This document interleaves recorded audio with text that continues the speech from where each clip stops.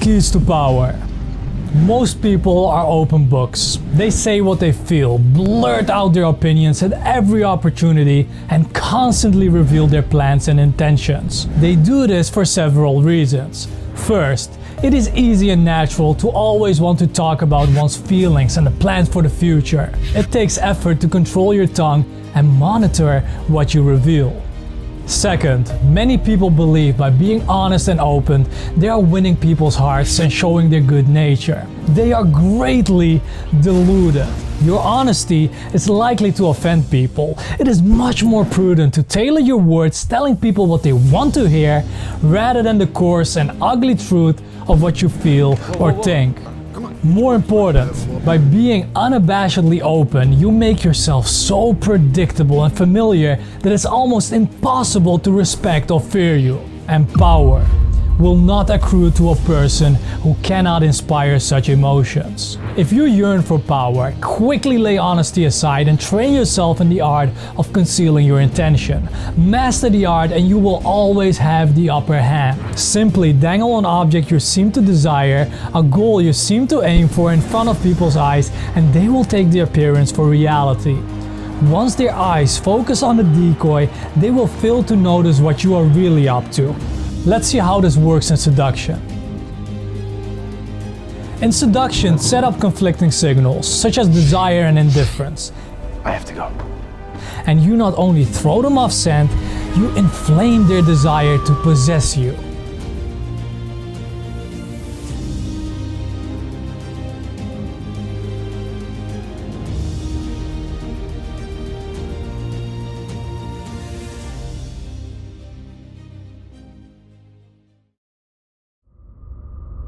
Laws of power. Law 3. Conceal your intentions. Keep people off balance and in the dark by never revealing the purpose behind your actions. If they have no clue what you're up to, they cannot prepare a defense. Guide them far enough down the wrong path, envelop them in enough smoke, and by the time they realize your intentions, it will be too late.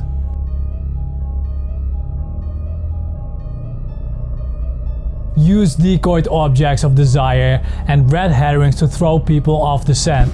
If at any point in the deception you practice, people have the slightest suspicion as to your intention, all is lost. Do not give them the chance to sense what you're up to. Throw them off the scent by dragging red herrings across the path. Use false sincerity, send ambiguous signals, set up misleading objects of desire.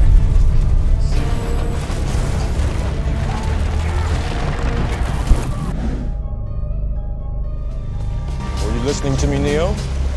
Or were you looking at the woman in the red dress? Unable to distinguish the genuine from the false, they cannot pick out your real goal.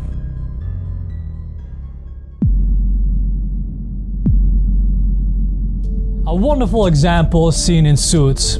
As mentioned in the video of the first law, the firm of Jessica Pearson is about to merge. Harvey and Darby made a bet. If Harvey wins, the merger won't happen.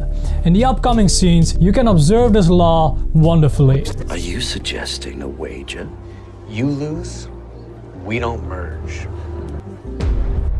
Fine. You beat Edward, we don't do this. Tomorrow, I'll be freezing your assets. Let me get this straight. You coming in here to warn me that you're gonna freeze my client's assets? Of course. Wouldn't be sporting otherwise. Sporting. Certainly. One doesn't hunt the fox while it's still in its den. One sounds the horn, allows the poor creature a head start before giving chase. You think I'm the fox? Think it. The only one who doesn't know that is you. You seem to be upset over my game of let's put the peacock in its place. It's a violation of international law to intimidate a litigant into settling by choking their funding. You seem to think you've got me by the short hairs. However, by filing this action, you have opened your clients up to a charge of malicious litigation. Which is why you froze the assets in the first place. You baited us. In any case, you seem to be backed up against the wall. This is exactly the power of this law. By broadcasting the wrong signals, your opponents are sent on wild goose chases, just like Harvey and Mike were. Their eyes were on the ball that Darby threw, so conceal your intentions by throwing red herrings. Defiance of the law. Marquis de Servigne, a lad of 22, handsome, dashing, but hopelessly inexperienced in romance, explained his struggles in pursuing a beautiful but difficult young girl. Nignon decided to take the young man under her wing and help him get the girl. Nignon told him that every step had to be planned and executed with utmost attention to detail and nuance, and to approach the girl with a bit of distance and air of nonchalance. The next time the two were alone together, he would confide in the Countess as a friend, but not a potential lover. This was to throw her off the scent. Once the girl was confused, it would be time to make her jealous. At the next encounter, the Marquis would show up with a beautiful young woman at his side. Not only would the Countess be seething with jealousy, she would come to see the Marquis as someone who was desired by others, which gives him instant value. Once the girl was jealous but intrigued, it would be time to beguile her. On Nignon's instruction, the Marquis would fail to show up at affairs where the girls expected to see him. Then, suddenly, he would appear at places she would never expect him. She would be unable to predict his moves. All of this would push her into the state of emotional confusion, and that is the prerequisite for a successful seduction. I was meant to find.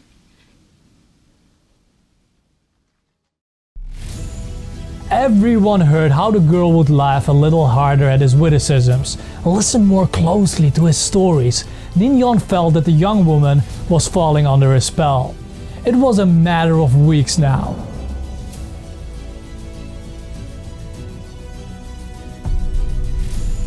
A few days later, the Marquis was at the girl's home. They were alone, but this time, acting on his own impulses, he took the girl's hand and told her, "I love you."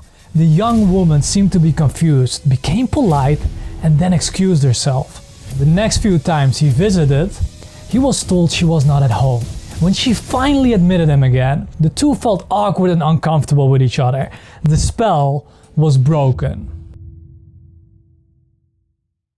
Interpretation. Nignon de L'Enclos knew everything about the art of love.